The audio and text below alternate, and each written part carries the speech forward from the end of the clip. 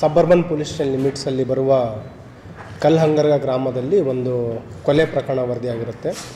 ಅದರಲ್ಲಿ ಪ್ರಾಥಮಿಕವಾಗಿ ನಮ್ಮ 112ಗೆ ಬಂದಿರೋ ಮಾಹಿತಿಯ ಪ್ರಕಾರ 17 ವರ್ಷದ ಯುವತಿ ಹ್ಯಾಂಗಿಂಗ್ ಮುಖಾಂತರ ಸೂಸೈಡ್ ಆಗಿದೆ ಅಂತ ಹೇಳ್ತಾರೆ. ಅಲ್ಲಿ ಹೋಗಿ ಸ್ಥಳ ಪರಿಶೀಲನೆ ಮಾಡಿದಾಗ ಏನು ಮೃತರಾಗಿದ್ದಾರೆ ಅವರಿಗೆ ಫಿಸಿಕಲಿ ಚಾಲೆಂಜ್ ಹುಡುಗಿಯಾಗಿರ್ತಾಳೆ ಮತ್ತು ಪ್ಯಾರಲೈಸಿಸ್ನಿಂದ ಸಫರ್ ಆಗಿರ್ತಾರೆ.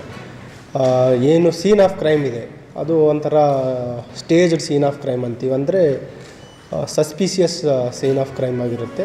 ಹಾಗಾಗಿ ಅಲ್ಲಿ ಸ್ಥಳೀಯ ಮಾಹಿತಿಯನ್ನು ಕಲೆ ಹಾಕ್ತೀವಿ ಮತ್ತು ತಕ್ಷಣ ನಮ್ಮ ಫಿಂಗರ್ ಪ್ರಿಂಟ್ ಫೋರೆನ್ಸಿಕ್ ಟೀಮ್ ಕೂಡ ಅಲ್ಲಿ ಸ್ಥಳಕ್ಕೆ ಕಳುಹಿಸಿ ಪರಿಶೀಲನೆ ಮಾಡಿಸ್ತೀವಿ.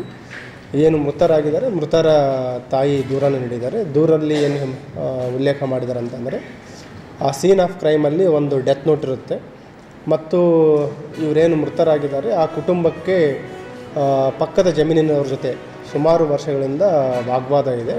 ಅವರು ಹೊಲಕ್ಕೆ ಹೋಗಲಿಕ್ಕೆ ದಾರಿ ಬಿಡ್ತಾ ಇಲ್ಲ. ಸೊ ಅವರೇ ಏನಾದರೂ ಮಾಡಿರ್ಬೋದು ಅಂತಂದು ಅವರು ಕೊಲೆ ಪ್ರಕರಣ ದೂರನ್ನು ನೀಡಿರ್ತಾರೆ. ಆಮೇಲೆ ನಾವೆಲ್ಲ ಸ್ಥಳ ಪರಿಶೀಲನೆ ಮಾಡಿ ಯಾರ ಮೇಲೆ ಅನುಮಾನ ಇದೆ ಅಂತ ಅವ್ರು ಹೇಳಿದ್ರು ಅವ್ರ ಬಗ್ಗೆನೂ ಕೂಡ ಸ್ಥಳೀಯ ACP ಸಬರ್ಬನ್ ಅವರು ಮತ್ತು ಇನ್ಸ್ಪೆಕ್ಟರ್ ಸಬರ್ಬನ್ ಮತ್ತು ಅವರ ಟೀಮ್ ಎಲ್ಲ ಆಯಾಮಗಳಲ್ಲಿ ಮಾಹಿತಿಯನ್ನು ಕಲೆ ಹಾಕ್ತಾರೆ. ಮತ್ತು ತನಿಖೆಯಿಂದ ತಿಳಿದು ಬಂದಿರೋ ಪ್ರಕಾರ ಏನು ಮೃತಳ ತಂದೆ ಇದ್ದಾರೆ, ಮೃತಳ ತಂದೆನೇ ಈ ಒಂದು ಕೊಲೆ ಮಾಡಿರೋದು ಬೆಳಕಿಗೆ ಬರುತ್ತೆ. ಮೃತಳ ತಂದೆ ಹೆಸರು ಗುಂಡೇರಾಯ್ ಅಂತ, ತಂದೆ ಚಂದ್ರಶಾ. ಮೂಲ ಉದ್ದೇಶ ಭಾರತದಲ್ಲಿ ಯುವಕರು ಒಕ್ಕಟ್ಟಾಗಿ ಐಕ್ಯತೆಯಿಂದ ಬಾಳಬೇಕೆನ್ನುವುದೇ ಅದು ಯುವ ಸಮುದಾಯದಲ್ಲಿ.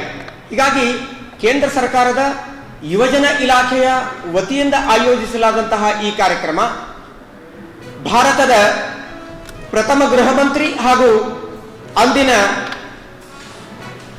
ಉಪ ಪ್ರಧಾನಿಗಳು ಆದಂತಹ ಉಕ್ಕಿನ ಮನುಷ್ಯರೆಂದೇ ಖ್ಯಾತಿಯಾದಂತಹ ಸರ್ದಾರ್ ವಲ್ಲಭಭಾಯಿ ಪಟೇಲ್ ರವರ 150ನೇ ಜನ್ಮದಿನೋತ್ಸವದ ಕುರಿತು ಜನಜಾಗೃತಿಯನ್ನ ಮಾಡುವಂತಹ ನಿಟ್ಟಿನಲ್ಲಿ ಅಕ್ಟೋಬರ್ 1ರಿಂದ ನವೆಂಬರ್ 25ರವರೆಗೆ ದೇಶವ್ಯಾಪಿ ಎಲ್ಲ ಜಿಲ್ಲೆಗಳಲ್ಲಿಯೂ ಮತ್ತು ಎಲ್ಲ ರಾಜ್ಯಗಳಲ್ಲಿ ಈ ಕಾರ್ಯಕ್ರಮ ನಡೀತಾ ಇದೆ. ಹೀಗಾಗಿ ಕಲಬುರಗಿಯಲ್ಲಿ ದಿನಾಂಕ 24/11/2025 ಈ ಕಾರ್ಯಕ್ರಮ ನಡೀತದೆ. ಇದರ ಮುಖ್ಯ ಉದ್ದೇಶ ಯುವಕರಲ್ಲಿ ಉತ್ಸಾಹವನ್ನು ತುಂಬುವುದು, ಯುವಕರಲ್ಲಿ ಭಾವೈಕ್ಯತೆಯನ್ನು ತುಂಬುವುದು, ಯುವಕರಲ್ಲಿ ಚೈತನ್ಯವನ್ನು ತುಂಬುವುದು.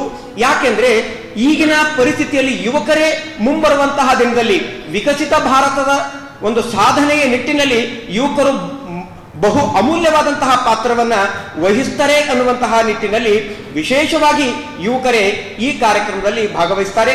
ಆ ಯುವಕರಲ್ಲಿ ಸರ್ದಾರ್ ವಲ್ಲಭಭಾಯಿ ಪಟೇಲ್ ರವರ ಕುರಿತು ಭಾಷಣ ಸ್ಪರ್ಧೆಯನ್ನ, ನಿಬಂಧ ಸ್ಪರ್ಧೆಯನ್ನ, ಚರ್ಚಾ ಸ್ಪರ್ಧೆಯನ್ನ, ಕ್ವಿಜ್ ಕಾಂಪಿಟೇಷನ್ಸ್ಗಳನ್ನ, ಕಲೆ ಚಿತ್ರ